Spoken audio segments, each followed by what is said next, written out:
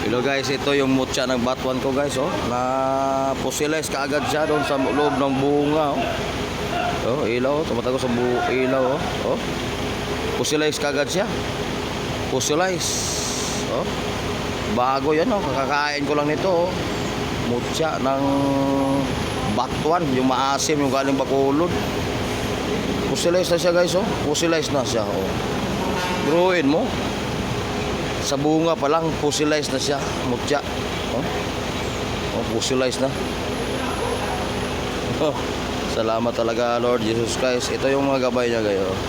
Blood talaga siya. Ito yung pinaka-actual talagang mutya na nakuha ko.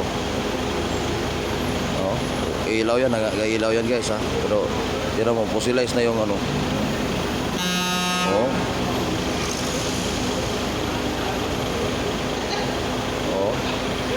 Thank you talaga. Blood talaga guys. Yan ang mutya ng batuan guys. Bato. Kakakain ko lang.